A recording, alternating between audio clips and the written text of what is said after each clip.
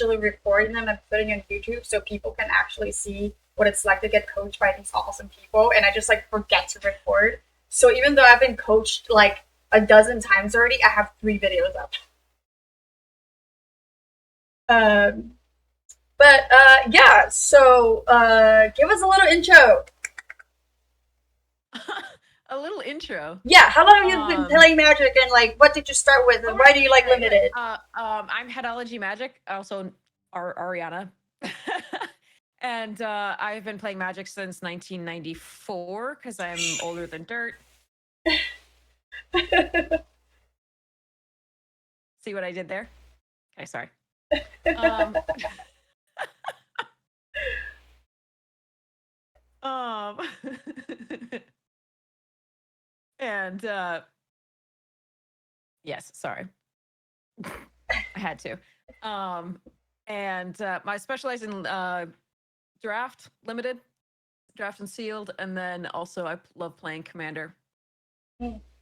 So that's, and you can find me on YouTube and Twitter and Instagram and Twitch, of course, streaming. My schedule's kind of weird and crazy, but it is wonderful to be able to hang out with so many amazing people. Yeah, you really seem to enjoy it a lot. And hear about their days and hang out.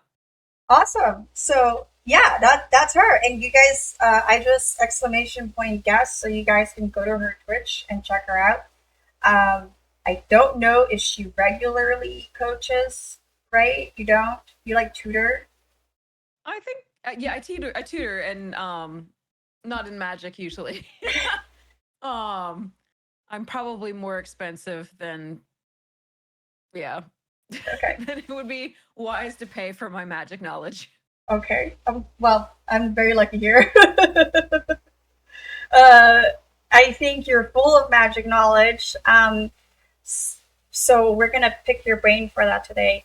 We can either go through 17 lands and we can talk about what it could have done better or what you would have done.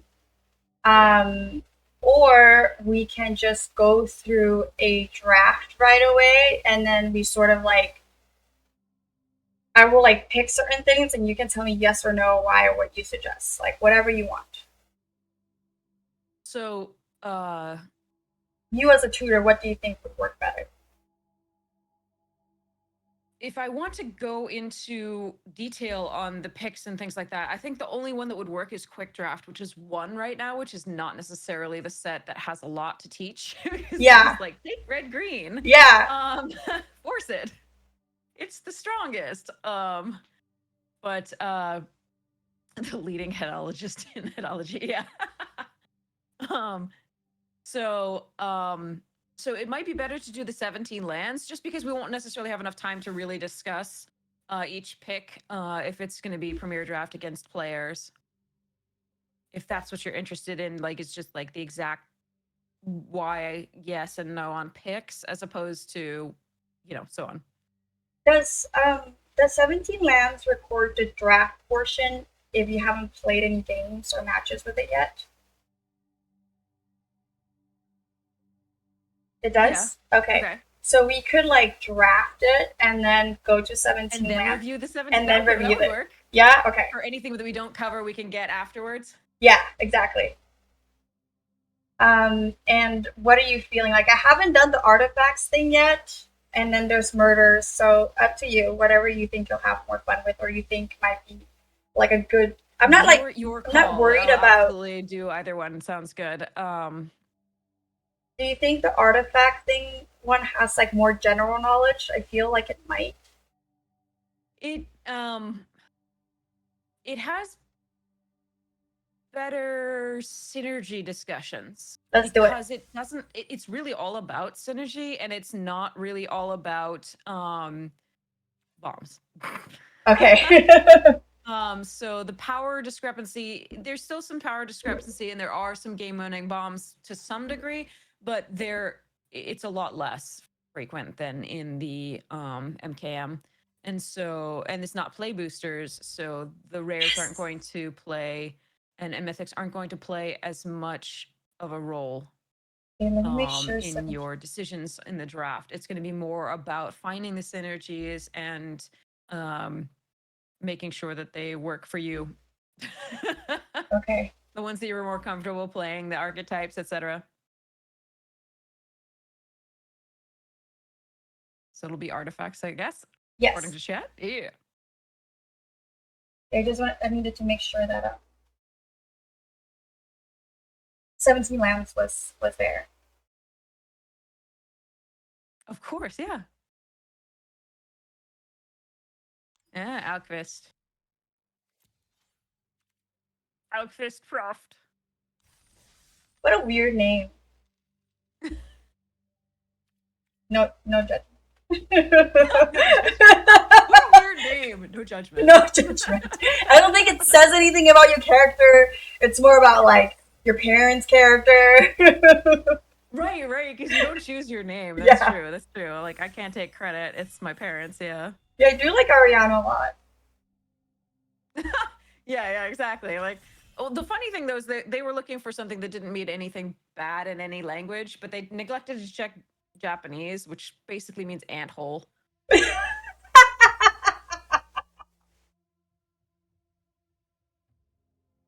So you I'm can't check them sorry, I all. laughed a little bit too hard. It's just so random. Yep. Okay. I don't know what this I says. didn't know Anna, but the idea is the same. So Unctus is a fine rare in this. It actually is really nice for synergies, and blue is a very strong color in this, and white as well. Um, the Unctus is really sweet here. The Gear Seeker Serpent, yes, that you're looking at there is actually one of the top cards that you want. You want at least a couple of those because it comes down so soon. It's such a house and can be made unblockable and get through wide boards. I think I would take the Unctus here because it allows you to find your more powerful cards when your blue creatures attack, and you can make your artifacts blue as well. So the other thing to look at there is the Scrapwork Mutt, Mm-hmm. which just again is an enabler for a bunch of things. There's the Volt Surge as well for removal. Here, there's very little enchantment destruction overall. So the Static Net is actually a really good pickup, as is the Arcbound Mouser.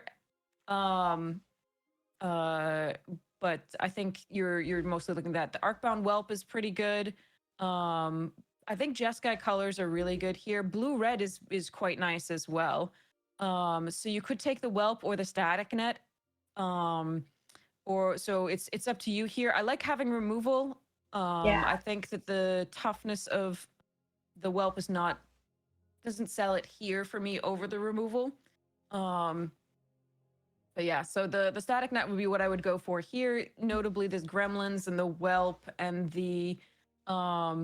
a few other things are going to be good here for synergies for decks, like the Companion's good, things like that. All right. So right immediately here we're seeing like three really good black cards. Um the Servo Schematic is also very, very good in black decks because they're the sacrifice archetype. Oh. But Cast Down is a very good kill spell. Um, right now, what I'm looking at isn't another removal spell. I'm looking at the Perilous Mirror. Um, but you could make a case for the Cast Down, I think. But I like the Perilous Mirror as a follow up to what we have here. You could also take On the Job, but those tend to wheel pretty well. Um, but I like just getting early artifacts on the board. So to really enable all of your affinity plays and other things like that. Okay. So Powerless Mirror would be my pick here, but I can understand other picks, of course. All right, Scrapper Cohort and the Wrestler, Cogwork Wrestler, are both good picks here. Those are both really nice. They're definitely head and shoulders better than the rest of this pack. There is a Batter Fist for the red deck, but that's not what we're looking at. Especially, it's really not as good as the Wrestler and the Cohort. I think you could choose either of them if you're hoping to wield the plus 2/1. Like I've been really impressed with the Wrestler these days, but I think it's more likely to wield than the Cohort. So I would take the cohort here and hope to find another wrestler at some point. Oh, let me show you my screen. That might help a lot more than looking at Oh, I my can see your screen. screen. Don't worry. Like you can see it real time instead of Real time. Got it. yes. Oh no, where's your face? um, Here we're going to take the Stern Lesson over the Rabbit Battery and the Song Shaper. We are still seeing some good stuff in red. I don't think I want to move into it necessarily. I What think am I Stern grabbing? Lesson's a perfectly fine draw, Stern lesson. Okay. and it does produce an artifact.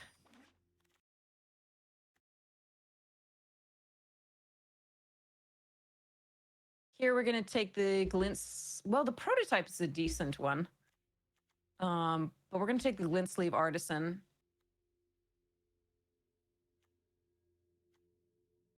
And be happy about it. It's a good card, versatile card. Where do I rate Candy? It's fine. I'd rate it more highly if I really cared to do that sort of thing. If I had like the worms, I'd really rate it highly because it's a 1-mana artifact.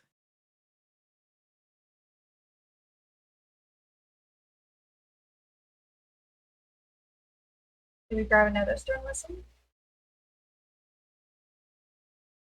Probably gonna get the bridge here, but I can't see the. Yeah, there we are. I think I would take the bridge here over the companion. I do like the companion, but Indestructible. Is someone gonna try to destroy it? well, it's indestructible because it's an artifact land. It's an actual artifact. Oh, okay. And you don't want people being able to stone rain you for 2 mana, you know? Okay, okay. Okay, here another cohort's Woo! pretty good. The Wanderer Strike, I'll take in if I really don't have removal by the end of this. But another cohort is really good. If we can get that on the job back, we'll be super happy. Oh yeah. Because we go pretty wide. Hugo's a huge fan of the cohort, apparently. Every time he sees it, Cohort he's is a really good like, card. Stoked. All right, we're gonna go here for the Wanderer Strike. It's not ideal removal, but it is a piece of removal that we can use. The Proliferate probably won't be much for us because Glint Sleeve Artisan, or things like the Glint Sleeve Artisan, are not going to. Oh man, okay, let's take the Gremlin here. We can hedge into red if we need to. But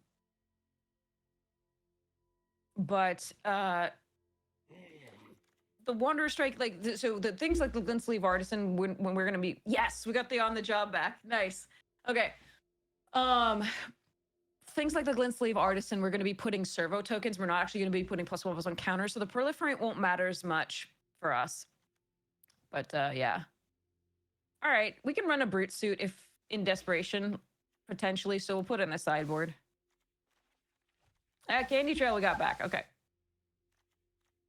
Okay. So we have really good choices here. The spring-loaded saw blades, the sculpting steel, the disenchant, the chrome courier. All of those are super sweet. I've been really impressed with spring-loaded saw blades, mostly because it's been used against me. I think there's a chance the chrome courier wheels, so I would gonna take the I'm gonna take the saw blades here, instead of the disenchant and courier and sculpting steel, of course. I think sculpting steel is very good, but I think it's too conditional potentially. It's close, but there are times when they're not going to have an artifact on the battlefield. They'll just have a really good creature. Disenchant is very good as removal as well. Yeah, in this particular set, Okay. Oh, another cohort. I really like the third cohort here if we're going to go sort of fully wide. There is a Juggernaut, which is not bad given that we're making a lot of, tokens and going wide and things are going to die. But I think we still take cohort. I think we still just go as wide as possible. that's our basic plan here, is to go wide and get there.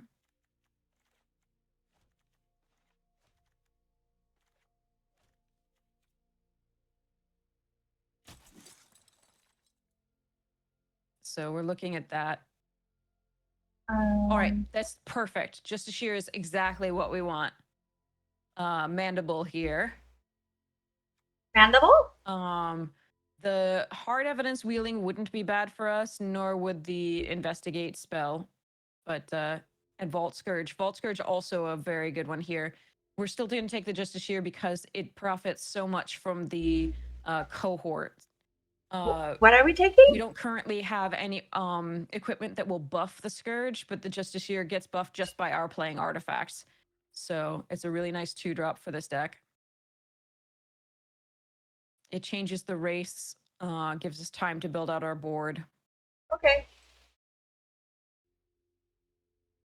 Okay. We have a couple choices here. Like, if I'd already taken Green Fixing, I would consider the Ulvenwald Mysteries, which is super fun. But I think we're going to be taking either the Pirate or the Perilous Mirror here. And I prefer the Perilous Mirror. But it is worth noting that if you have a lot of creatures in the air, the Sentry gets to attack on occasion, but it's also just a nice blocker back. Yeah. You're going to be playing an artifact most turns, so it's worth considering. Okay, here we want the second on the job. At the land? That's a really nice pickup. The land is really close, but we want to make sure, since we have literally this entire plan, we want the synergy of the other on the job. If we didn't get a second one, it'd be really bad for us. Because that's our whole plan. That's true. Ooh. Ooh. Ooh, nice. Oh, wow. That's actually, wow. If we could just take these 3 and be done with this pack, we'd be so happy. The Siren, the Prototype, and the Mortar Pot are so nice. Because the Mortar Pot can finish them off after you do the damage that you need to do. Mm-hmm. But in this case, I think we're going to be taking the Modular Creature or the Oaken Siren, just because we really want nice 2-drops here. I think it's Oaken Siren. Oh, shoot. Sorry, no, we didn't have time. It's okay. It was a good thing. Now we'll take the Monoscalion, I think. Actually, no, a second. Yeah, Monoscalion. I've liked it in this. It's so good. So Monoscalion's really nice because when it has +1/+1 counters, you can pay 1 and remove them to do 1 damage to any target. And we do have a few modular creatures. Well, 1 modular creature at least now to put counters on. Yeah, another one sounds. Actually, hold on. Do I want to make my on the job more expensive by taking a golem? No. Take the golem. Yeah? Yeah. Okay. I think the Monoscalion's a perfectly good pick here, but we actually have very few non-artifact spells. You were right. And there are a lot of decks. Ooh, Courier came back. Yes. Get the Courier. Get the Courier. We're grabbing it. So yes. So Chrome Courier is really sweet here. Here we can take the Juggles, I believe, would be fine. Yeah, Juggles is okay for us. Like I said, we're going to have creatures dying, and attacking with a 5/5 is pretty sweet. We'll grab a hard evidence. It'll probably be, turn 5 or so before we want to use the on the job anyway. So the Lodestone Golem isn't really bad for us. It's still a 5/3 that can attack when we wish. We'll take the Bardiche here, but we'll put in the sideboard. I'm not a fan of that card. Secrets of the Key we might run, but I think we still put in the sideboard for now. No! Gear Hulk that we can't run. All right, Arcanist Owl, though, is a really nice bit of compensation. So that's a really nice pickup. We're going to... I don't think the Scrapwork Mutt's going to wheel or the Justice Shear, but we would be super happy if they did. Mm-hmm. I'm just sad that we're not getting a rare here, but that's my life, so... Of course, when I'm coaching you, it's going to happen too. Oh, well. The luck spills over. It's okay. It's an owl, Hugo. Justice Shear came around. That would be sweet. I would also run a Scrapbook in a deck that isn't red. Ooh, Chief of the Foundry. Hells yeah. A mass pump effect on a stick. Whoa. Yeah, let's do it. There's nothing else in here that I'm really looking at. The Sky Swimmer's Koi does overperform because it allows you to cycle through your deck pretty quickly, and make sure that you don't flood, or potentially screw. But obviously, it's nowhere near the Power Lover or the Chief for our deck because we're going so wide. Mm-hmm. The Glorifier coming back wouldn't be that bad just because we could pump up our Monoscallion or our Arcbound prototype. Okay. So, and get good value out of that. Okay, I don't mind a Chrome Prowler. Okay. I don't think we're going to take the Sky Swimmer Koi. We're going to maximize the number of artifacts in our deck, and it does tap things down. So it does serve a purpose, and it is a 3-drop. We do just want that. We don't want any more 4-drops whatsoever, and we're probably cutting at least 1 or 2 of ours.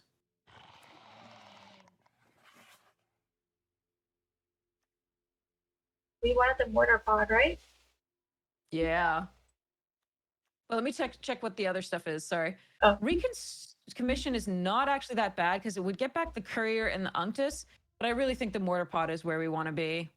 It's just so good because basically, if we don't get a mass pump, chances are we've put them pretty. If we already used a mass pump and we have some creatures left over, those creatures probably won't be getting in past bigger creatures by that point in the game, and the Mortar Pod can just finish somebody off.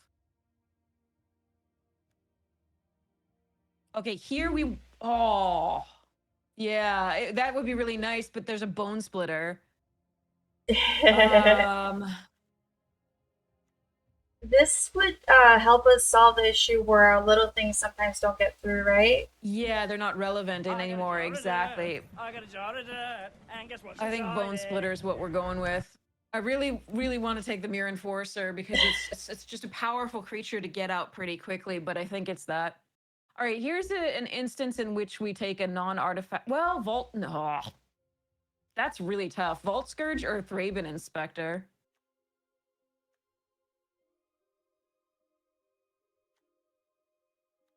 Bugger. I think it's going to be Thraben. Whoops. That's really close. Vault Scourge is really good too. We're not upset by this. We're not upset by this at all. Don't worry. We've got a Bone Splitter and we've got an Unctus to pump it. So I think we're going to take the Pirate Hat here. There's a small chance that we play it because it does pump our flyer here, our Vault Scourge. And it does cycle through the deck. All right, it's nice to get an eye. Let's grab that eye there. I do love Hard Evidence, but eye is a really nice pickup. Goblin Engineer is sweet, so I don't know why that's still going around, but there we are. Ooh. Ooh, a Justiciar. Oh, Spellbomb. Oh, Justiciar. Just take the Justice. We have to stay on theme. We're not going to want to sit back and remove something and bounce something. We're just going to want a Justiciar here.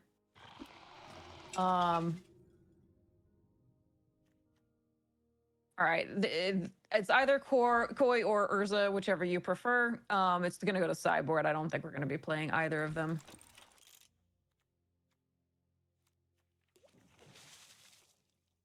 Yeah, same thing. Key. Actually, no. Take the artifact land. Or take the artifact land. Oh no. Shoot. All right.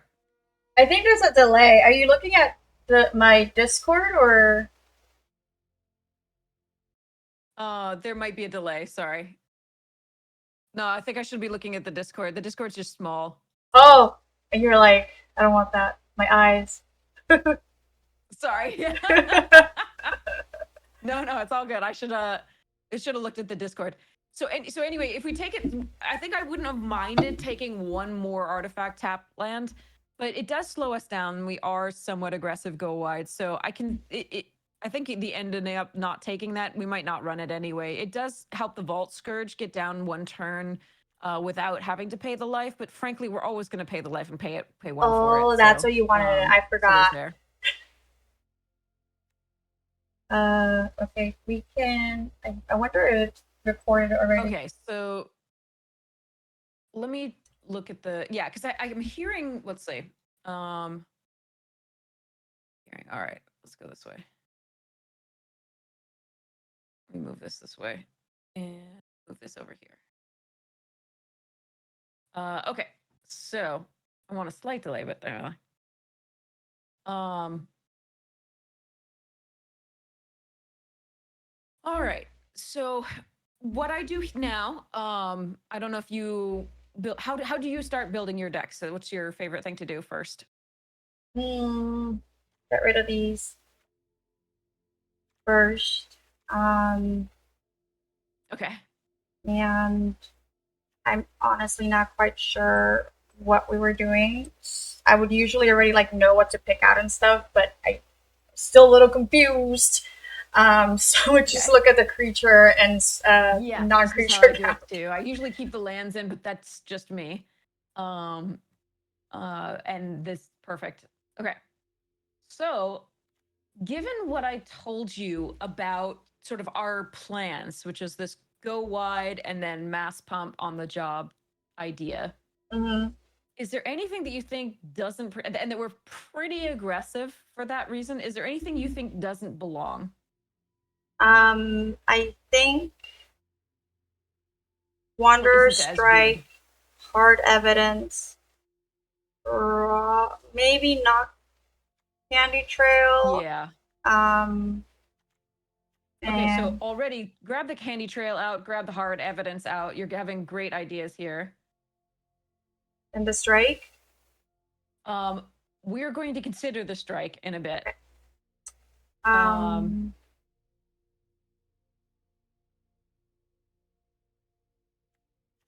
This is hard, but if we're trying to go wide, we would keep all of these. Yeah, the cohorts and the owl seem pretty good. We do want to be able to stop, people from doing stupid things. But since you said those three, pull the golem and juggernaut out for now. Just put them to the side. Right? So we're starting to look like a little bit more of a deck here, right? Yeah. Maybe we also don't want this Stern lesson, but I sort of like it. I think it might be too slow. Okay. We have a similar effect. So first off, here's why. It is an instant speed divination, which is nice, right? Draw 2 cards, but then it requires you to discard a card. So it's not even that good as a divination effect, right? It gives you a Power Stone token. In another deck, that might be really important. But in this deck, we're not ramping to anything, and we're not using too many abilities that would require the use of a Power Stone token, or rather, that would be legal to use a Power Stone token for. So this is more likely to be in a deck that's going to be way more controlling and have a lot more high-costed stuff.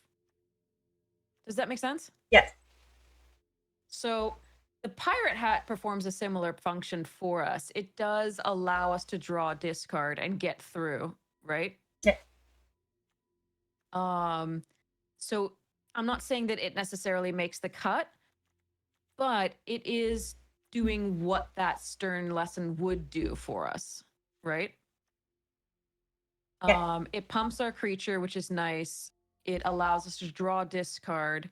We don't have pirates. It's going to be a little expensive to equip, but we do have a lifelink flyer. We do have lifelink on the ground, which can change the math, the combat math for the opponent, because oftentimes you'll have fellow aggressive decks kind of 2 ships passing in the night and attacking each other. So you do want some sort of protection for that. So we may need to pull.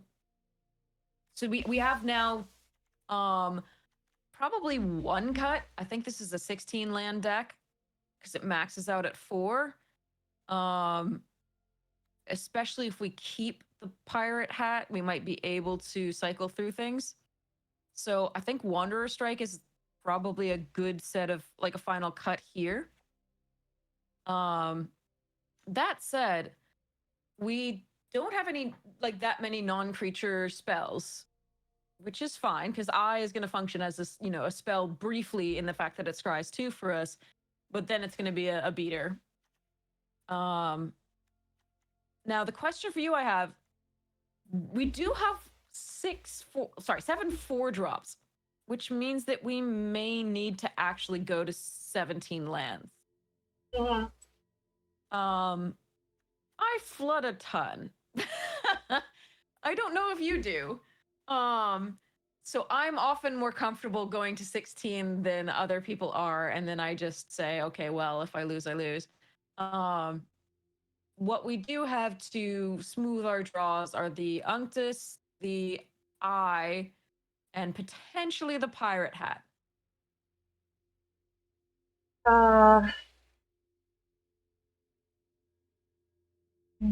So that's not a lot to smooth, especially since the Pirate Hat is going to cost quite a bit to equip. I think the pirate hat, I don't like that we have other equipments already that we probably would rather equip. And this is just expensive. And then we already have like so many 4-drops. So the rationale there, though, the fact that we have other equipment doesn't necessarily make the pirate hat unnecessary. Because remember, you may not draw the bone splitter. Okay. What makes the hat rough for me is the fact that it's going to cost 2 to equip. Yeah. For not all that great profit. So I think despite the fact that it smooths a bit, so what I'm looking at is the Chrome Prowler and 1 cohort. Those are what I'm looking at as far as like other potential cuts, and the spring-loaded saw blades. Because the spring-loaded saw blades requires your opponents to be attacking for it to be good, right? The creatures have to be tapped. So what's happening there is if they're attacking you, you're not really doing the deck isn't really doing its job. Does that make sense? Yeah. You're not being as aggressive as you need to be because they should be on the defensive in theory. But what keeps it in for me is the fact that there are a lot of cards that tap to do something that you don't want to keep on the field. And one of the main ones is Steel Overseer. Okay. Do you think Steel Overseer is the one that taps to put a +1/+1 counter on each of your artifact creatures. Okay. Do you think there might be an argument for it as well that it will turn into a pretty big creature? I think this is probably a keep for the reason that there are some crazy things in this format that we just need to kill. And what happens if opponent's on the play and goes faster than we do on the attack? Normally, this isn't the kind of card you want on a really aggressive deck for the reason that you want to be attacking and you don't want them to be. If they are, you're already kind of losing, and killing one creature that is tapped from theirs is not gonna necessarily do it for you. So that's the rationale behind keeping the saw blades. The rationale behind keeping the Prowler is it's a good 3-drop that taps something down. It synergizes with the saw blade. Yeah. And so even if they aren't attacking you, you can actually at 5 mana have a nice little kill. So, but it also gets something tapped so you can get through on your attacks anyway. Now, so I'm keeping the Prowler for that reason. We could also put this out, and when this comes out, we could trigger this as well. The Prowler synergizes with the Eye. That's one of the reasons we picked it up. In addition, is because it's an instant speed artifact, as is spring-loaded saw blades. Whoa, this deck is cool. Yeah, so we can activate the Eye of Malkadar in response, right, to an attack. So that gives us some reach as far as not just attacking, but actually being okay on defense as well. So the cohorts, the 3 cohorts, the reason I'm not cutting the 3rd here is the Justiciars. And the fact that, like I said, this deck is a go wide deck. Yeah, we have quite a few creatures. If you click on the deck details, you'll see that we have a ton of creatures here. Oh. Oh.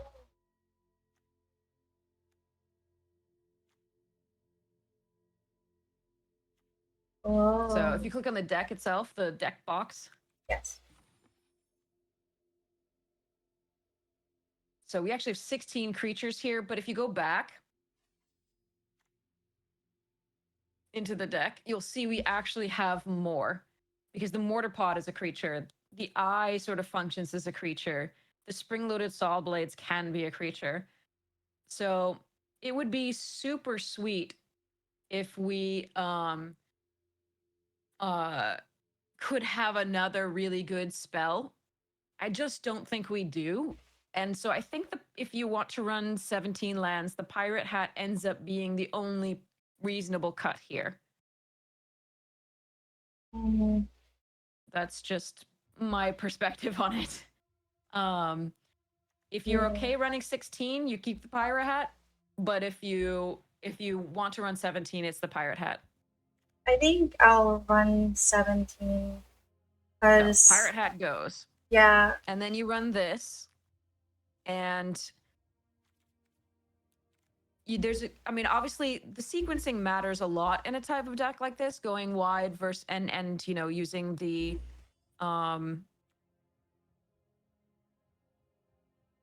using the mechanics of the on the job. If you draw the on the jobs at the wrong time or don't draw them, it can be a little rough. But you have mass pump in the form of Unctus and the Chief, so I'm much happier about this than I would be otherwise.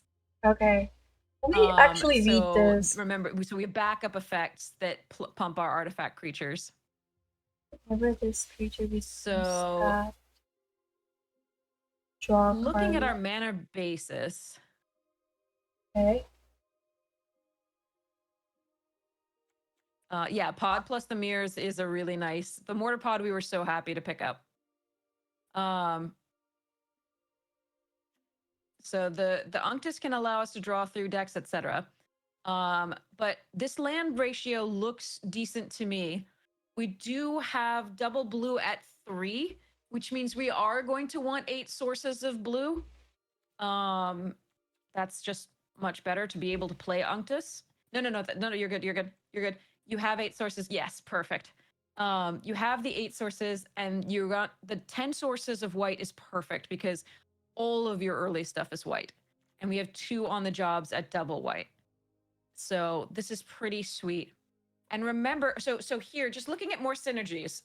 At the end, the mortar pod can sacrifice the perilous mirrors to do 3 damage to any target.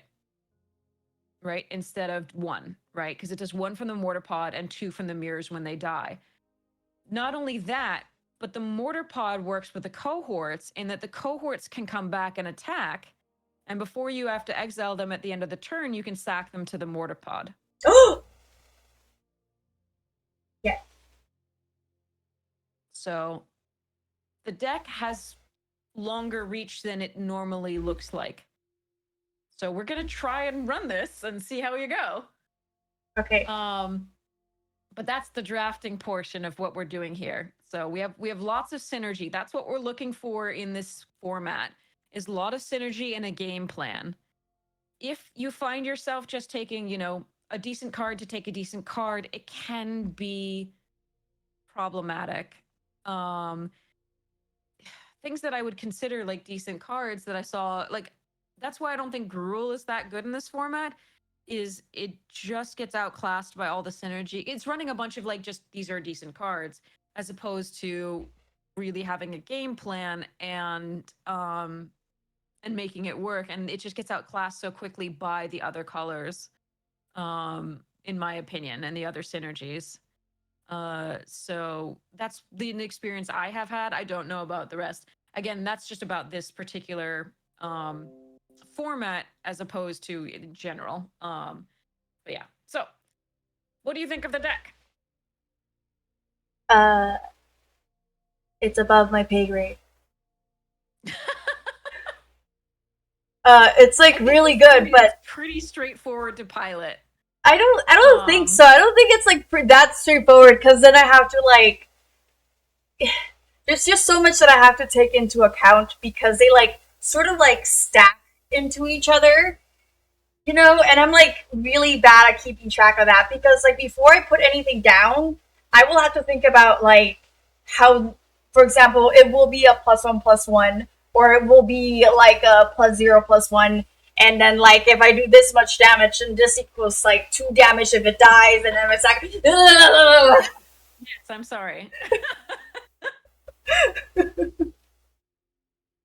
Okay, so you're gonna be fine. You're gonna be absolutely fine. There is a yes. There's a slight delay in like my seeing stuff and being able to comment on it, unfortunately. But I still trust you. It's gonna be great. So, do you want to give it a shot? Yeah, I have to nervous pee, and then I'll be right back. Nervous eating sounds good. You guys can hang out with Headology.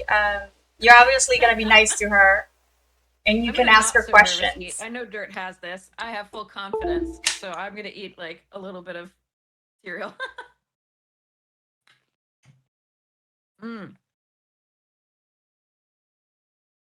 How's chat? Oh, nervous pee. Oh. Fair. Breakfast of Champions, yeah. Oh, it's not Wheaties. It's Raisin Bran, I think. Hi, Ice Prophet. Nervous pea. Nervous pea soup, right? It's also soggy now because it's old and dead. Oh, well, it still tastes good.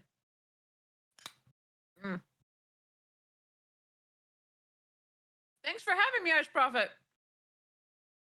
Yeah. I'm sorry I was late. My I think I explained this already, but like my alarm clock did not go off. It was annoying. The format is fun. But like I said, there's certain color pairings that are I think much weaker than others because they have pushed the white, blue, and the red artifacts recently. Yeah. I really do want to try out the Rakdos deck soon. The sacrifice theme looks cute. You like black green? Interesting. I haven't tried that out yet either. And it's only been okay against me. Yeah. Could be interesting. The other thing I want to try is like getting multiple hidden stockpiles and just crushing that way. That seems like so much value. For Orzhov. That'd be super sweet. Chitinous Crawler Insidious Roots on Best of One Alchemy. Oh. Yeah. We would have loved a Gear Seeker Serpent. We didn't see one except for the one pack with Unctus. We took Unctus instead because you're more likely to get, you know, random artifacts that he can pump as opposed to, and then, you know, stuffs. So, and then draw discard with him. So it's useful. So unfortunately, we couldn't take the one Gear Seeker Serpent that we saw. I returned. Hello. Hi, Sephiroth. Thank you for the raid. So yeah, we have faith. We have faith in Dirt. Dirt faith. Dirt faith. Fantastic. I love this. Okay. We do kind of need the white, but you have a decent start with the Perilous Mirror and the Unctus. Yeah. So it's a slight risk, this keep, because you would rather play Justiciar on 2 than Perilous. And you have essentially what's like a dead card on the job because it's double white. We have like so much white. It'll be fine. Perilous Mirror into Unctus is fine. Okay. It's gonna be your call on this one. This one's pretty close. It's up to you. I'm gonna keep it. Okay. Da-da-da, draw white, draw white, draw white. Haha! All right, she does it. Awesome. Go Dirt. Okay, so we are gonna want to run out the Justiciar here. Okay. Because it's going to change the combat math, etc. The Unctus is going to be able to pump it enough to attack for 3 through the crab. Fuck yo crab. Their crab gonna get justified. Oh, well that changes things then. No, it doesn't. No, do we still attack? Off. It's okay to do that, even though we have the on the job. You're still fine doing it. Chances are they won't trade the witch, but even if they do, they have the Vat of Rebirth, so they might. But even if they do, you're up 3. You've traded your 2 mana resource for their 3 mana resource. Oh. So it's fine. Yeah, no more lands. We're good. Yeah. No more lands would be good. What does this do? So we really hope to draw another 2-drop to play with the Perilous Mirror next turn. It would be super sweet to be able to do that. Now, one of the things that we could have done there, by the way, is you can pay the see on Unctus, you could pay the life to make the thing blue. Yeah. Right? And then we could have looted on the attack. Does that make sense? Yeah. So we could have maybe gotten rid of one of these lands and gotten an actual card. Okay, that's a really big help anyway. So yeah. You can play out of planes. Grab the Chrome Courier, I think, here. I don't think we're supposed to be attacking with the Unctus into the Infiltrator because they can sacrifice a food to make it a little bit bigger. Mm-hmm. And I don't know what else other tricks they have in their hand.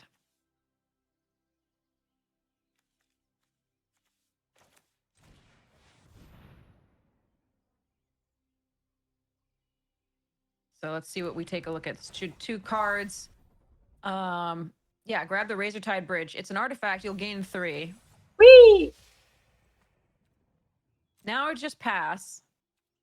Like I said, I don't really want to go into the, with our really good card that's going to pump our flyer into the Infiltrator here.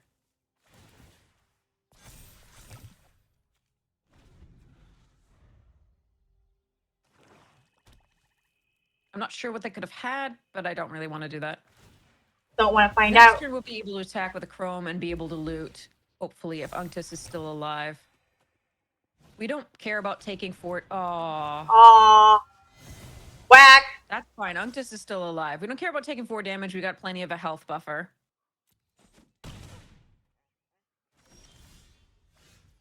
Okay, we've got 2 artifacts to cast. Leave the land in hand. Leave that land in hand. Okay. Play. Actually, so here, attack with Unctus. Right meow. Yeah. Ah! All right. Now, they called our bluff. That's fine. We were not going to block with him anyway. So we wanted to see what they did there. Okay. So now we play the Justiciar and the Perilous Mirror. And one of the other lands, not the Razortide Bridge. Because the Razortide Bridge can pump our Justiciar later. Oh. Ow. It's an artifact. Oh! And this gets +1. Okay, got it. Yeah.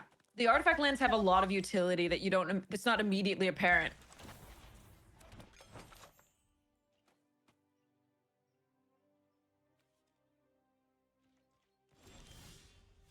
Okay. Oh, nice. Okay. So, what we want to do, so I would like, how I would play this turn is I would play the Razor Tide Bridge out.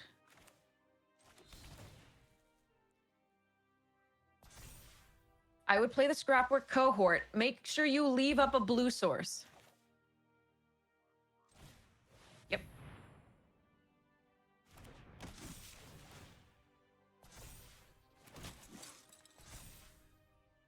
Use Unctus to turn Justiciar blue.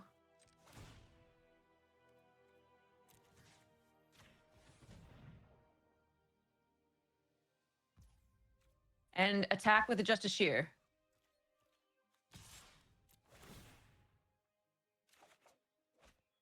Okay. Discard either of those lands. And we can see how they block here. And you can kill both. Yep, Sweet Tooth is in front. Yeah. Because if they save the Sweet Tooth, we actually would rather them not get the Rebel back as a thing. Okay. Yeah, that's fine. So the Vat of Rebirth is going to bring something back. Okay, that's fine. So next turn, we're going to be on the jobbing. And go from there. I got a jar of dirt. I got a jar of dirt. Hey, Easy, thank you so much for the sub. Unctus can, at any point for 2 life, activate on other things.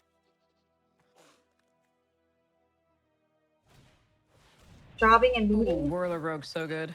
Oh, okay. All right, can you check the reading of Vat? I never remember what it does. Another unearthed blah, blah, remove 4 counters and pay 3. They don't have 3 mana. Okay, we don't have to, and activate only as a sorcery. We don't have to care about that right now. Okay, so let's enter. So basically, we're going to be entering our attack phase. We are going to pay 1 blue to make the Scrapwork Cohort blue. And we are going to attack with everything but Unctus. Okay. Because I think they're still at a high enough life total that I don't want to deal with them killing Unctus at this point. So just attack with these 3 and then Those 3, I'm on the job? Mm-hmm.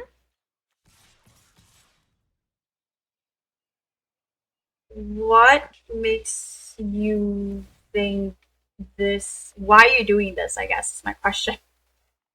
Why am I doing this? Yeah. Because it's a large amount of damage. We have a follow-up play in the... now we don't. Now we're not playing the Pyrrhus Meal afterwards. We're just going to discard the land here.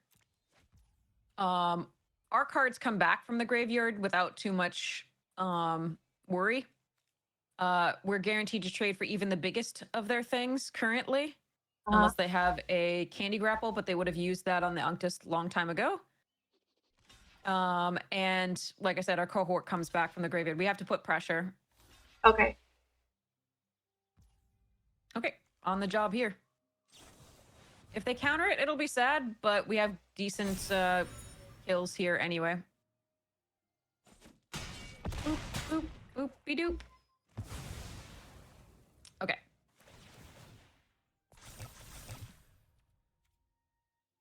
So the Vat is going to give them some reach here. It's actually going to be able to, bring stuff back from the graveyard because they can remove counters. It's unfortunate, but we're trying to work through that.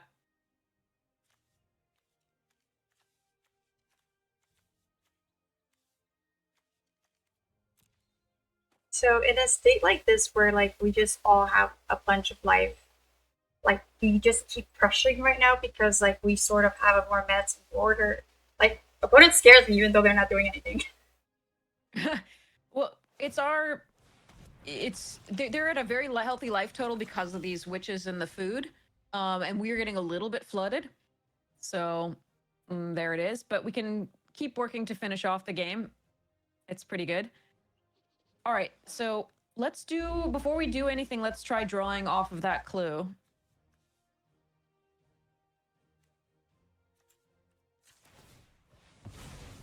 because we always want, ideally, the most information about what we're going to be playing before we actually do it. So here we are going to be still pushing with the cohort and the mirror. Okay. And we're keeping this land. We're not looting it or anything. Just Oh, did you? Okay, you didn't activate the Unctus, right? No. Okay. Did you want me to? It's okay. We will. Yeah, because we don't really want that land. Okay. We always want things to do, but that's okay. Why can't I? Okay. 2 attackers. Damn it. Sucks. Yeah. 2 attackers.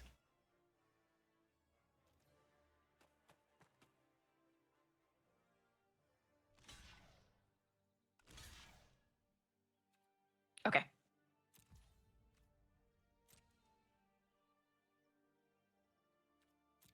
So the 2 damage will from the mirror will go face.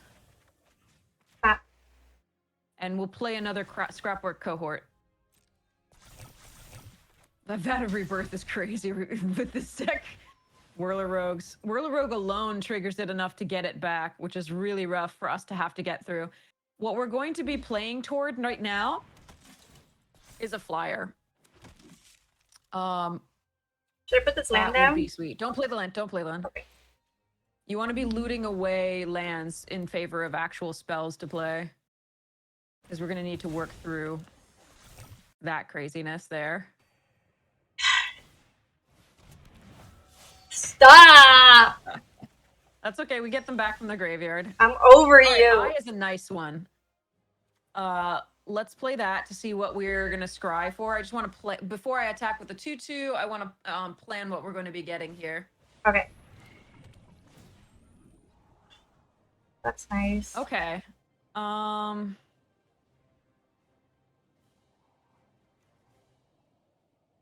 would put the modular first before on the job. Okay. Yeah. Why? We do want to get a flyer, but the prototype's fine here.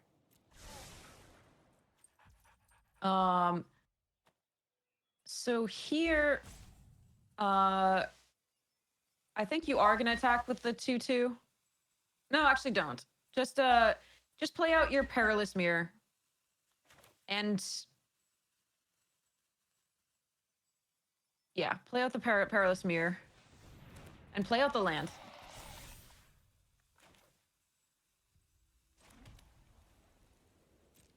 Attack with the Unctus. With Unctus. Unctus. Go, Uncle Unct. So we put this All right. the modular on top because we want to go wide, right? Yeah. Okay. It enables us to activate the eye, which has a good attack most of the time anyway. Okay. And it plays out a creature.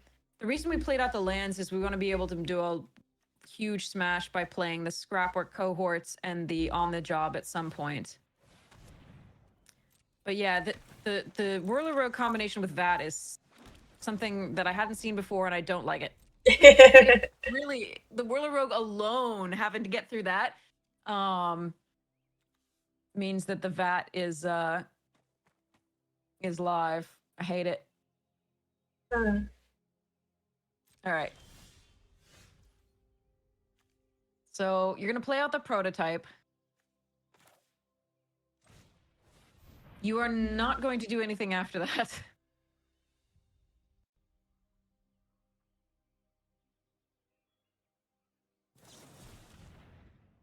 No, that would defabricate. That's fine. All right. So you're going to pass the turn, I believe. What's the plan? The plan is to not make it so that they can get back something else with the Vat this turn. Oh. Because if we attacked with the eye there, they just block with the Whirler Rogue and the Rebel, or the Whirler Rogue and 2 of the 1/1s. The Vat is now on low enough counters that it can't get anything back this turn without them playing additional spells or activating abilities. So chances are we can find a line to attack coming up. We may not be able to do it for a couple turns now that we don't have that other 2/2. We're looking for flyer at some point soon, but I couldn't get rid of that on the job, and getting another creature at the time that had +1/+1 counters for Unctus seemed good.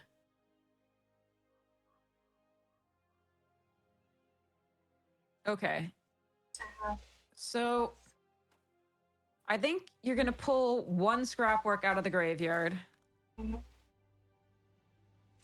We could on the job. It would be pretty good attack. No, don't stop, opponent. Ah!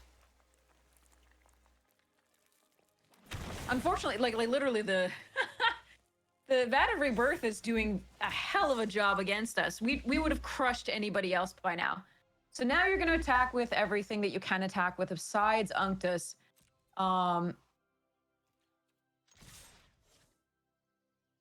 And yeah, we'll see where that goes. Ooh. Okay. I don't think Bone Splitter is what we need right now.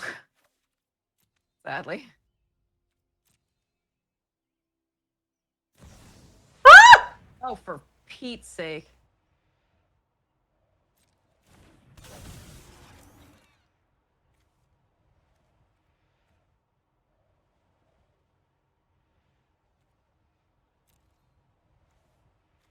Well, mythics are mythics.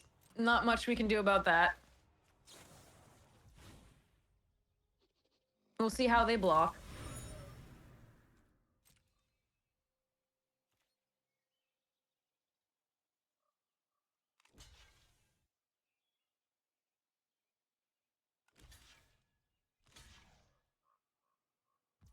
All right, do your on the job thing. Unfortunately, we have to.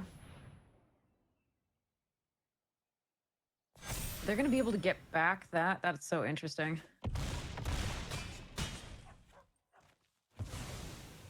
We have to hit them harder, faster. That rebirth is just crushing us. Oh my god. This Got is him a below 20, slog. yeah. It may be the best we're going to do because unfortunately they can only Vat of Rebirth as a sorcery though, as far as I know. Yeah. They won't be able to like really gear hold us on our turn at least. But we don't really have a way to get through. Again, we're gonna have to. Ugh.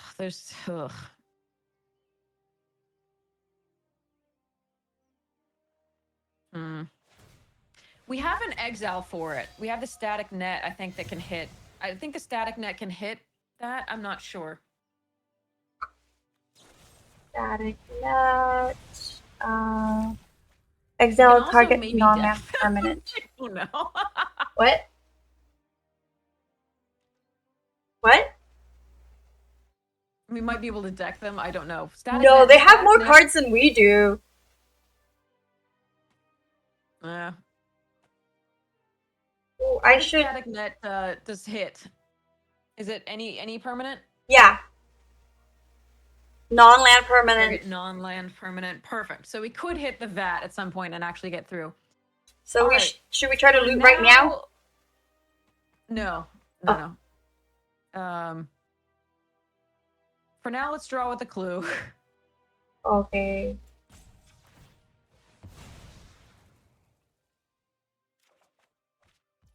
All right, play the owl. Nice, that's a flyer. Okay. I don't know that it'll last long, but flyer it is. It might help us look for the static net. Oh, fuck you! They have 2 defabricates, really? Amazing. Okay. That's so sad. Okay. I think at this point we just pass.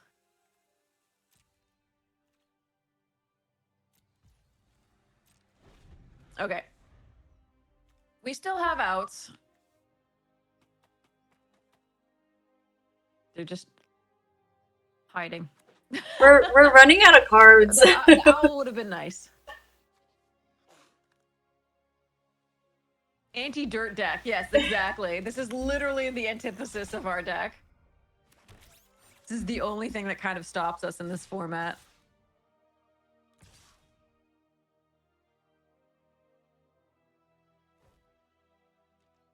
We can take it. That's fine.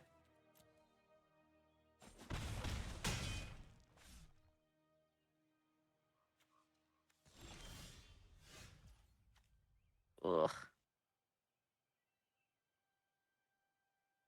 Our problem is we're flooded as well. We're not getting the land. No, don't play the land.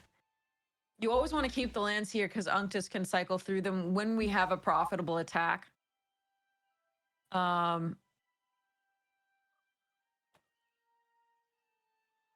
I think here.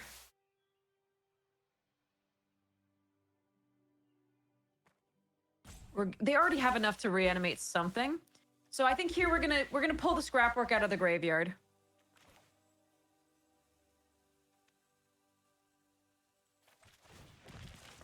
Then we're gonna use a blue to trigger on the scrapwork.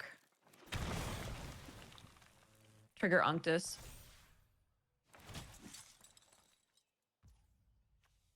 So Unctus on the scrapwork. Yep.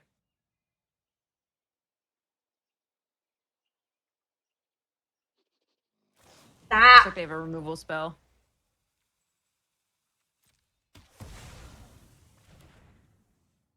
Yeah, that takes 4, I see you, but there's a clue already on the field, the most. So they already have enough.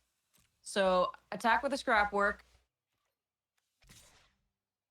Ditch a land, hope to find that static net. Nope. Damn. Oh well. Well, we can play the Monoscallion after combat.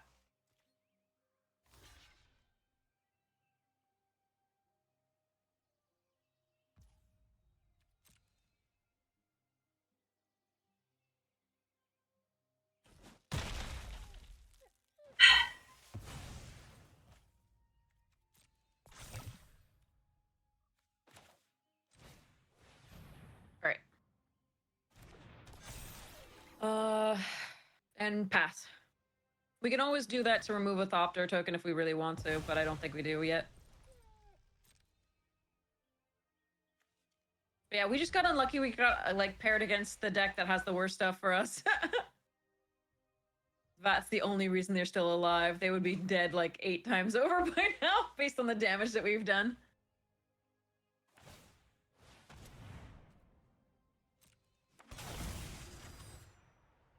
Oh, you're gonna probably do.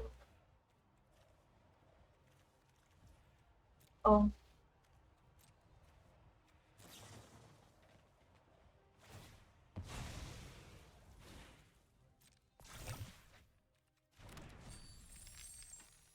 Where are they as far as the library? 14. Versus ours. 14 versus 12? Okay.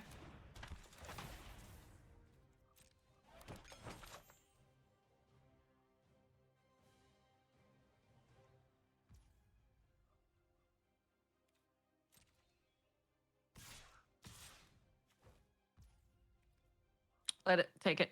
Yeah. Yeah, I do wish we had a disenchant. I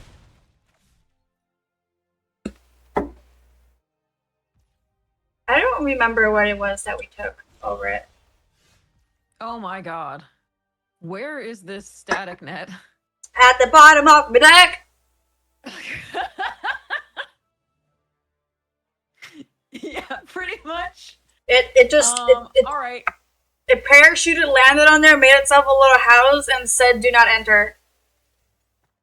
Yeah. All right. So we're just gonna sit. We don't have a profitable attack against this right now, and we're just gonna cry a little bit. It's a cube This is the Beowulf. artifact draft. It's a cube, right? Essentially.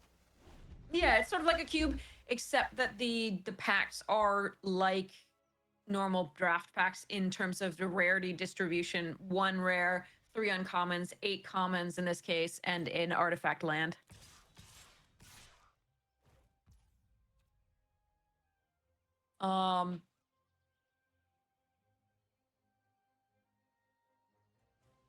I could kill it. I'd be spewing a little bit. No, I think you let it through this turn. You Okay. take 7. Take it. Because if you kill it, they sacrifice a treasure and a food, and then they get it back and the cast down. We have to have, before we kill it, we have to have the static net.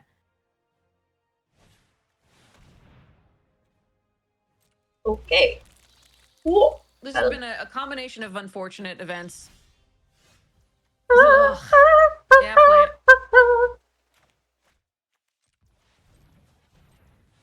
Put this down. I think it's too late now for the static net to actually save us. It's cool. It's all fine. It's okay.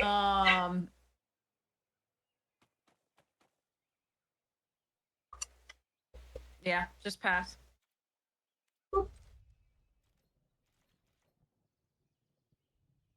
So basically, if we'd found the net, if we found the removal for the vat, we'd be fine. If they didn't have the vat, they'd be dead 8 times over. As it is, we happen to probably be dead here. Sad but true.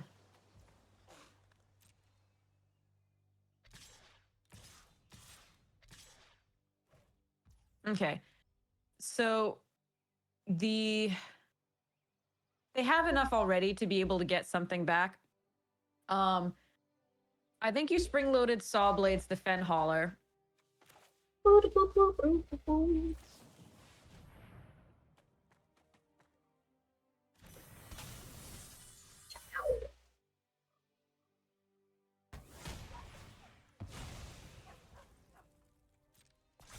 And I think you block the territorial Gearhulk with the...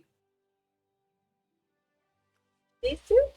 Because then if this dies, we can also kill the witch. Non-mirror token. So the 3/3 like this, and then what else? Yeah. That's it? Yep. We're just hoping that our literal next draw is static net.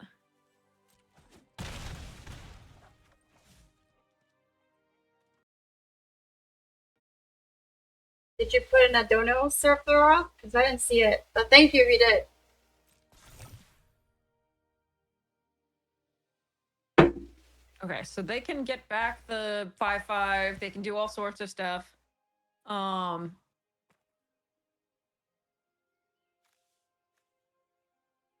okay. So Sephiroth donated to your Twitch. Oh, thank you so much. That's so kind. Really appreciate it. I'm sorry we're not putting on a good showing here, but literally the only card that's winning them the game is the vat. No, this is a great showing, actually. Like, I feel like this is, like, super cool. I think you've done, like, 50 damage, too. Yeah. Sky Swimmer Koi is... I give up! I think my land luck is infiltrating this, Wait. Wait. Oh. I'm over it! I'm done! I'm over it! Over it! Oh, no. We had one chance there, though. So we had one chance, which was, we could attack with one creature after making it blue. So we had one more draw. And try to find, or 2 creatures, and try to find the static net, and then die on the backswing. But you did so well. You did so well. So the thing to remember right now, the one that was a slight misses. So Unctus only activates at sorcery speed. So we needed to do it prior to combat. Oh, okay. Don't worry, like that's easy to miss. Okay. So the next thing is try not to draw every single land in your deck like I do.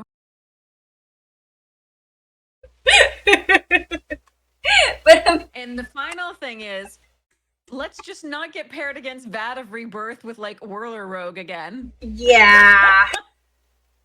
That was crazy. Okay, anyway. It was really cool though. We just needed to find static net. If we did, they had no answer for it. Yeah. Because Black Blue has no answer for enchantments that I know of besides countering them potentially. So it would have been so perfect if we had just found that static net. We stop their entire game plan at that point, and we Mhm. just get through for enough damage no matter what. So I am sorry. It was just bad luck. So, but you played really well. That was awesome. I didn't really do much, but thanks. We All can right. do another No, one. but like now we're gonna have you like do a lot of the moves on your own, as in talk through like what your plans are. Okay, I'm a trauma bust. It's gonna be good. All right, here we go.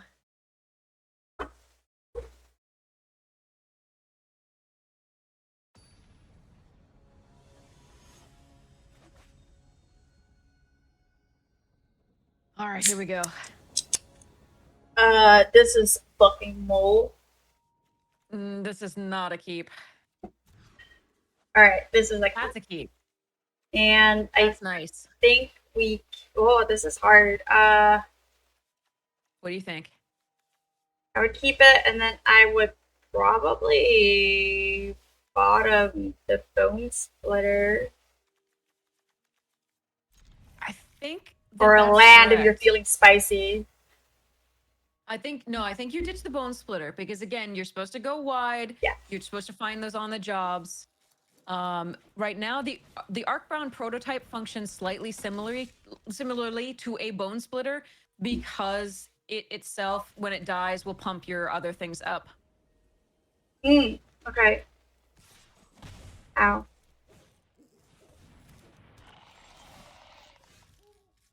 Ooh, okay, yeah. Let's do Perilous Mirror here. Do you see why? Yes. Okay. Next turn, we can Monoscallion and, kill their Esper Sentinel if we want. Alternatively, we can play the prototype out if the mirror is still in play. Because it will allow us to put... Because remember, Modular's only on other artifact creatures. Okay. It's not on just any creature. So...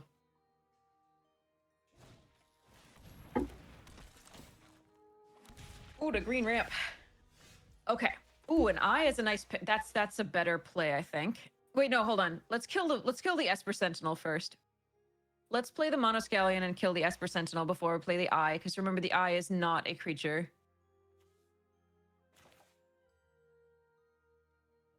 So I removed a counter from here, and we killed the center. Okay. Yeah, so you're going to be playing out a third land. Yep. And then you're going to immediately just kill that Sentinel. Boop. I don't like waiting until their turn because then they may have tricks. So, I would like... I don't know if it matters, but I would like for this eventually to still come down while this is still on the battlefield, but then we have to put like this out first, right?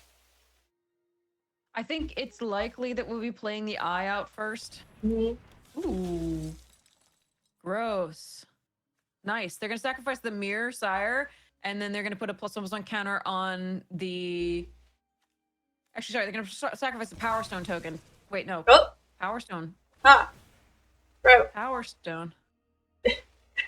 They just missed it. That's all. No, the sire is good. Yeah, because they still get the artifact creature. I was worried they were going to lose their artifact creature, but they get the 1/1 back. So, yeah. So here we block the opportunist and then kill it post combat.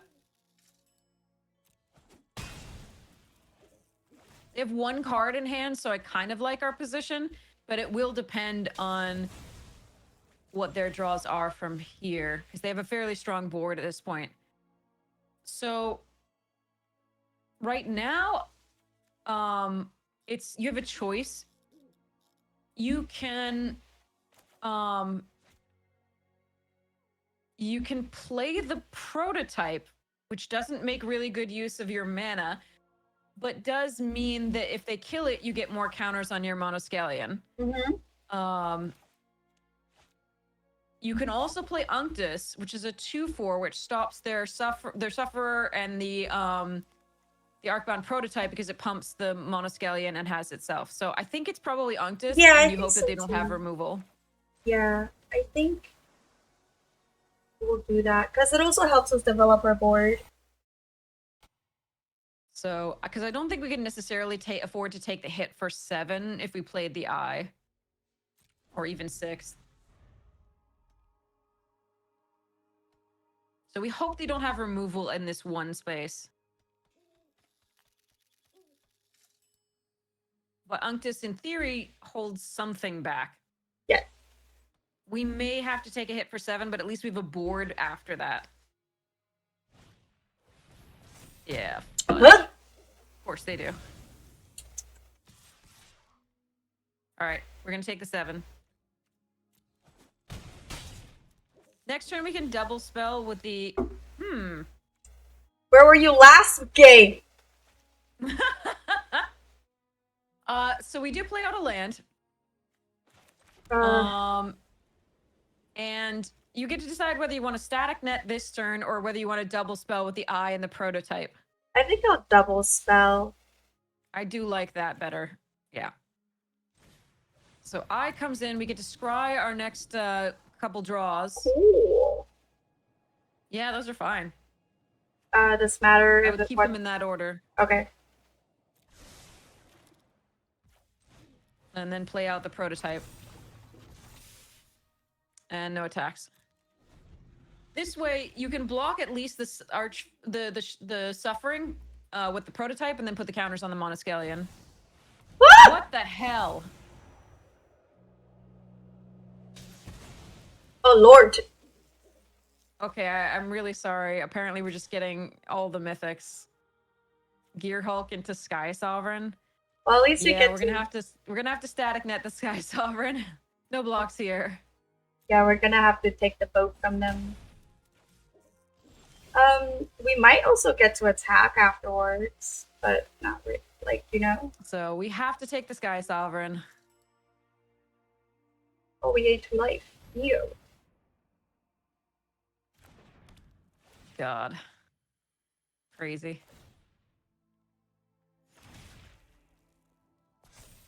You get to attack with the Eye. Yeah. There's no point in leaving it back because we can't block with it. Yeah. Next turn, we'll be drawing the Scourge. The Courier is what we'll be playing first. We're going to see what we get. Don't block. We have to take this. If they have pump, they have pump. But, the prototype is so good to put counters on another creature that we need that. All right, so Courier is what we're playing. Use the Power Stone. Make sure it uses the Power Stone. Okay. Is using it. Yep. I think the ideal is the... Ooh. God damn it. Well, take the Razor Tide Bridge. Gain 3. Yeah, attack with the Eye. That's really unfortunate that we didn't find an actual card there. Just a land. Play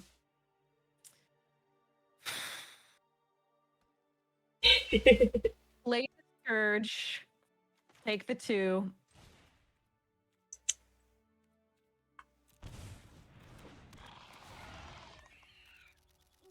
And pass. And pray. Preach. I can't believe that Sky Sovereign. This card's such a bomb in this format. All right.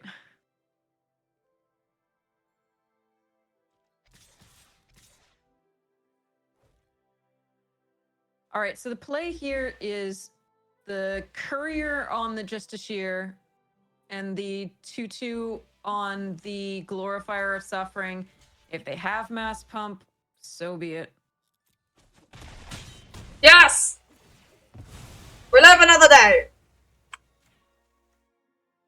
Yeah, maybe. The heck? Why would they not play out that prior to combat if they thought the pro... Okay, this is great! Scraport Cohort is a great draw. Let's play that out.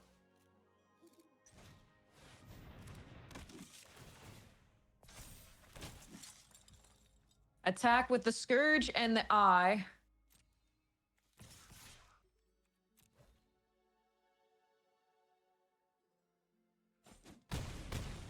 Nice. Keep that in hand, that card in hand, because it still turns your eye into an artifact to attack the next turn. Okay. If they attack with the Arcbound prototype, don't block it. Or if you must, put the 1/1 on it. If you're really worried about a +3 trick. I'm not. Okay. I don't think I saw one. All right. Razor Tide Bridge out. Attack, attack, and attack with a Scrapwork. Really? It's okay to lose it. That's fine. To the 1/1. Why is that? You're going to go to 6. They're going to go to 1. You're going to hope that they don't have Mass Pump again. Okay. Yes. Yay! You're going to... So the 1/1 on the board here was to block, basically. You needed them not to draw like a bolster effect was the main thing.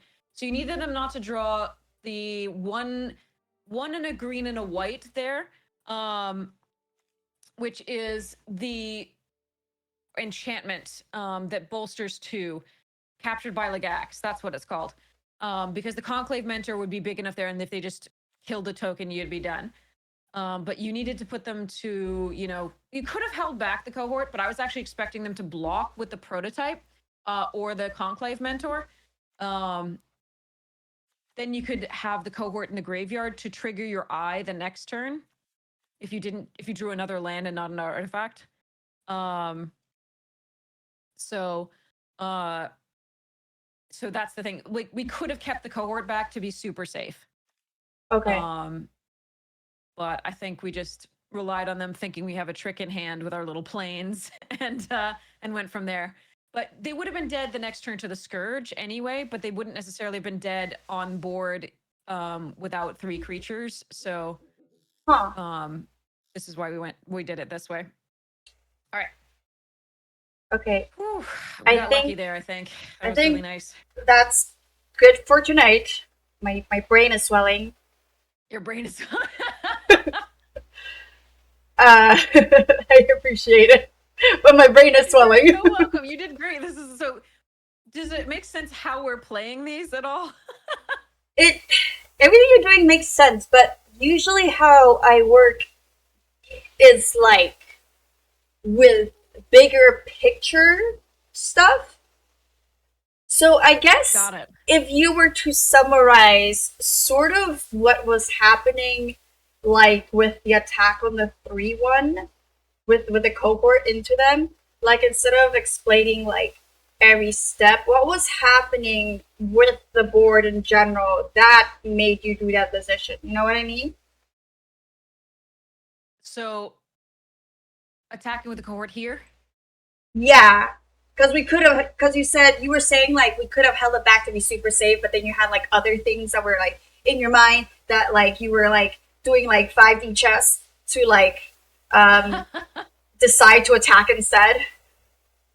So basically what's happening here is it seems complicated, but it's not. It's actually they have 2 blockers, we have X number of attackers. And we need to close out the game pretty quickly. Okay.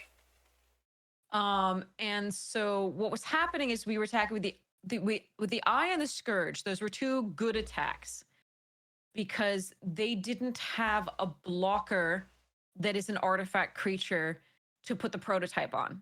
Oh, okay. Counters. Okay. Those are both good attacks because even if we trade the Eye for a 3/3 or a 2/2, our creature doesn't become a creature on blocks, right? The Eye is no use to us on blocks, and we're very low on life, right? So if we can trade the Eye for something that attacks us, we're pretty happy with that without them getting value. Okay. They would have gotten value had they had an artifact creature on the board, but they didn't. So if we traded with the prototype, it's good. If we traded with the mentor, it's good. They're at low enough life that our next attack is likely lethal because we know the Scourge is getting in. Uh-huh. We weren't sure whether the eye was getting in, right? Yeah. And that was the question. So, because the eye's on the ground. So when I attacked with the cohort, it was more the idea that maybe I can get another attacker off the board. Okay. If they take it, they're going to be at a point wherein they have 2 blockers to my 3, potentially 4 attackers. And so something's going to get in for that last damage. Okay. If they don't take it, I've gotten an attacker off the board and I don't have to be as worried about them finding lethal on the backswing. Mm. The Okay. safety measure is because I know one of the cards in this format that would win. So I'm also thinking about what they could play next turn that would kill me. Okay. And that would be Captured by Lagax, which is just one example of that. Not you know, not the only thing, but Captured by Lagax is an enchantment that's a pacifism effect. The creature can't attack or block. Uh-huh. But it has an additional line that gives bolster 2. So it will put +1/+1 counter on up to 2 creatures, Mm. right? Each. So a +1/+1 and a +1/+1, or just like a +1/+1 on 1 creature. If you have 2 creatures to do it, you can get 2 +1/+1 counters, like 1 on each. Or if you have 1 creature, you can do 1 once. So because the mentor adds additional +1/+1 counters, Mm-hmm. that would kill me. Oh. The other thing, though, is that they would have to go for it because they're at 1 and we still have a card in hand that they don't know. So they might assume that they couldn't do that. They might have gone for just the removing of the Scourge. Who knows? They had a lot to think about there. Oh. But basically, all I'm doing is I'm doing a cost benefit analysis to some degree. Yes. I'm saying, okay, what do I gain by attacking with these creatures and what is that costing me if as opposed to holding them back to block? Okay. Okay. Yes. So I'm looking for advantageous attacks. Those are usually pretty obvious. I have a 4/4, they have a 3/3. The mana is all tapped, right? Uh-huh. That's a pretty advantageous attack, right? Because they can either lose their creature blocking, or I get in for 4 damage where they can only attack me back for 3. Right? Yes. That's the easiest scenario. But the other advantageous scenario that people don't always think about is my opponent has 2 great blocks, but I have 3 creatures and they're at 1. All I need is that 1 to get through. It doesn't matter if they can eat both my other creatures, right? Uh-huh. So I'm doing a numerical analysis there where it's just like, you got 2, I got 3, let's do this. Okay. Right? And oftentimes when I'm in the go wide deck and I expect to get a mass pump, that's something that I also have to take into account.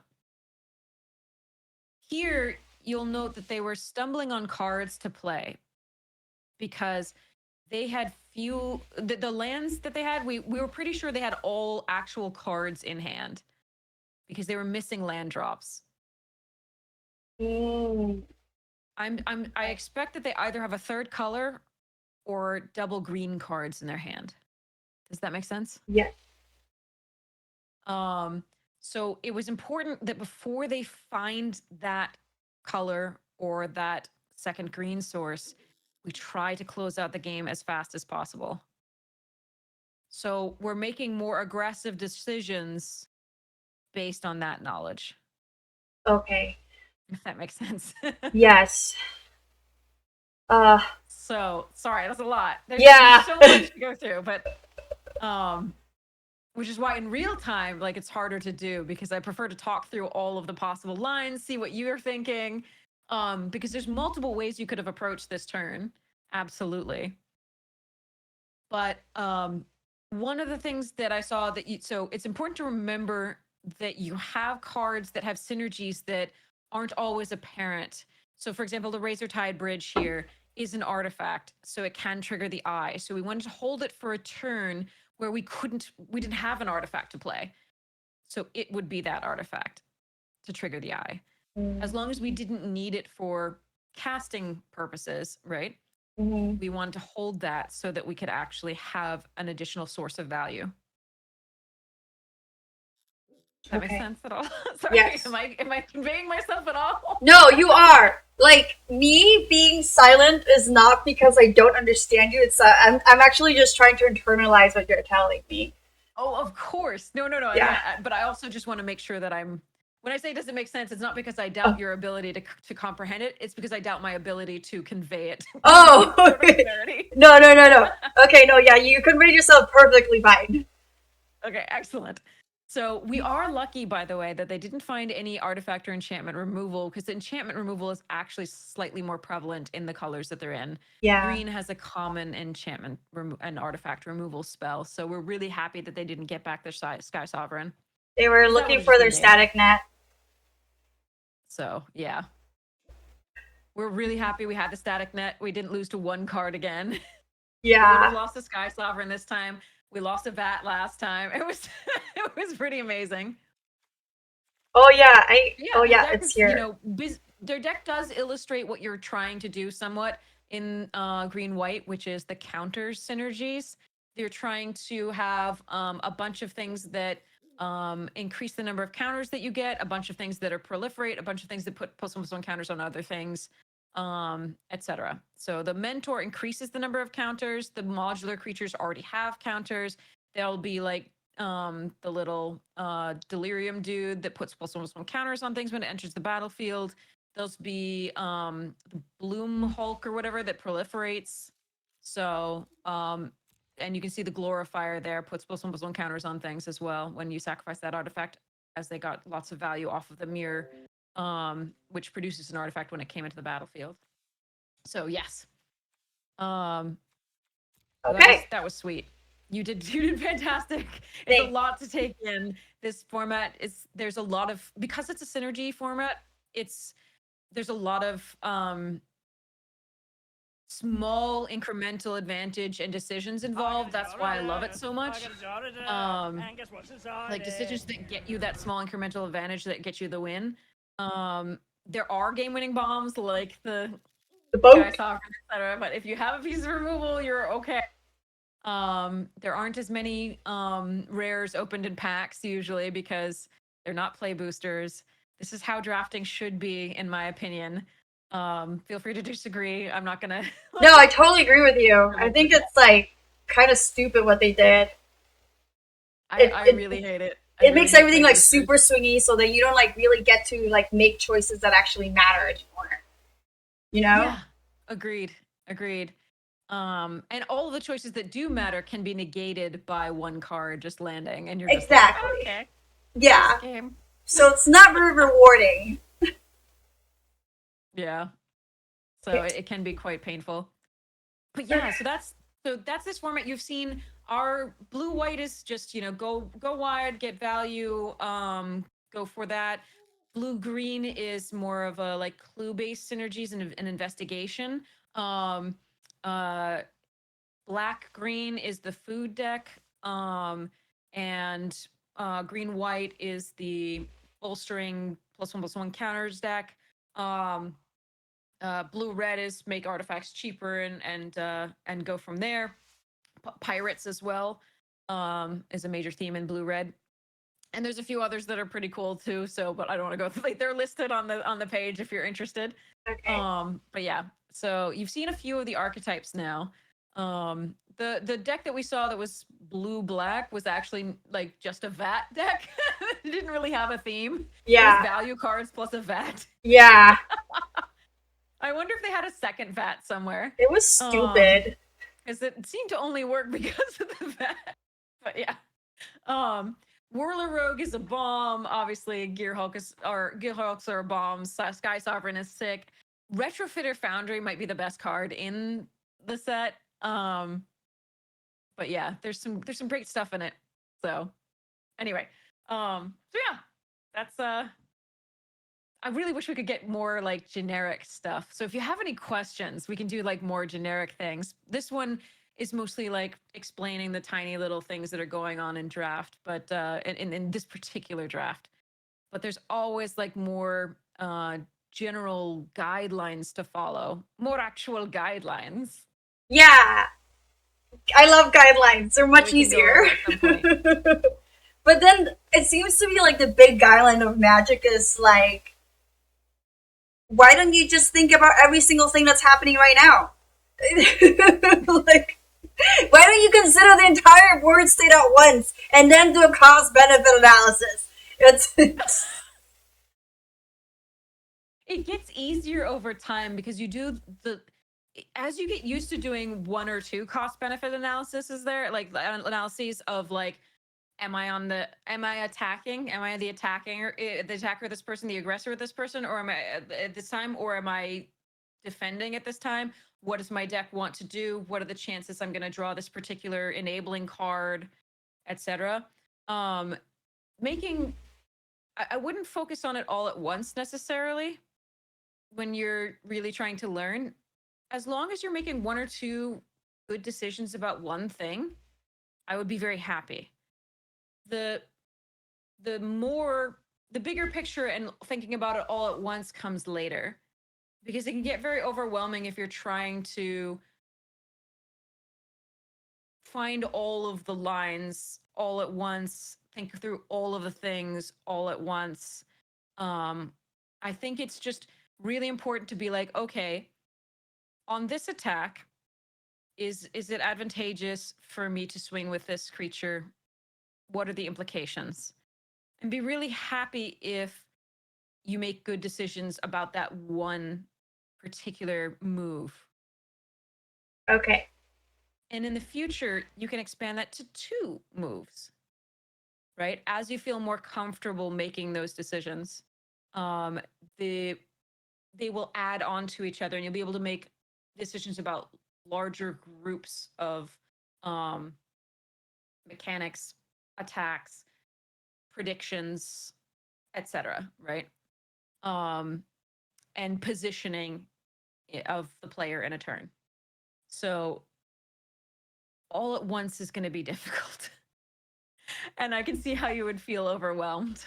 Yeah, and then I have to think about like not just this turn right now that you have to take into account. You have to take into account future board states like a turn or 2 ahead, and play to that. And I'm just like, wow. Yeah, it will become instinctive. It takes time, and there's always going to be mistakes made. That's why Magic is such a hard game. You can always make mistakes. You can always have had a better line. But the good part about that is there's always something more to learn. There's always some way to grow. There's no way to be perfect at this game. But the trying, the journey is what's so rewarding and important. It's enjoying having to think critically. Having to, find the best way of doing something, and understanding that, you're not always going to win while doing it, especially in the beginning, right? And certainly not later, because even the best of the best have like a 65% win rate in like the pros, right? Yeah. But making sure that you play the best game possible that you're capable of. And that's, I think, the best part about Magic is just play a good game your way. Burger King. Anyway. Guys, did you guys listening to this freaking nerd? She got all like, she looked so happy. It was so sweet when she was talking about like, thinking critically and enjoying it. And I was just like, oh my god, she really likes this game. And it's a good thing. It's like, I love that you love thinking critically. Like, people don't like doing that because it hurts, you know? It literally hurts to think critically. But you're like the masochist that enjoys it because you're like, I'm going to grow better, you know? And it's like, it's great to see. But I'm just going to make fun of you, you giant nerd. It's lovely little brain percolations. Okay. Well, thank you for coaching us today. Up to you if you want to do another one or not sometime in the future. I'd love to. This is so much fun. Oh, awesome. Okay, then we'll just plan for the next one when you have time. You're so amazing. From when you picked this up is just unbelievable. Like, yeah. And your dedication to learning and sharing what you learn with everybody is so cool. And your dedication to different perspectives. Remember, I played these games completely different and navigated the draft completely differently than someone else would have. So, and that's not saying that my way is at all better. In fact, it's just different. Yeah. And it may be worse, in fact, than a lot of other people. So it's nice to see how people think, how those brain percolations differ. Yeah, that's one of the cool things about doing this for sure. Is like seeing how different people draft and then think when they play. Because like the way you draft and the way that like Ekil, for example, drafts and like Ham or Sam Black, like they all draft very differently. You guys all take something in common into account, but then like the way you guys do things is just like so much more different actually. Yeah, there's a lot of difference amongst yep. And are you okay? It's just so nice to get each of their perspectives, like, because there's always something you can, no matter how different your play style is, there's something that you can incorporate from somebody else, right? It's almost never that your styles are so antithetical that you're not going to learn something from them that you can apply. It's so cool. So, yeah. Thank you. You're welcome. You're so welcome. Have such a great rest of your stream. Thank you. Have a good night, or I'll see you maybe when you're streaming later. That sounds lovely. Cheers. Bye. Bye. Well, that was Headology, everybody. Yay!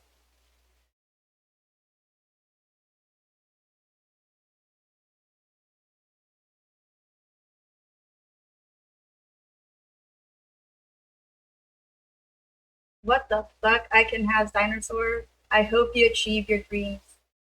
Whatever type of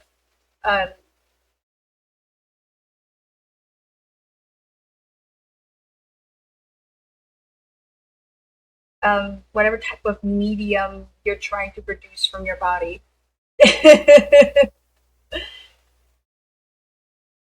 Yeah, dude, analogy is like awesome. I hope you guys enjoyed all of that amazing knowledge.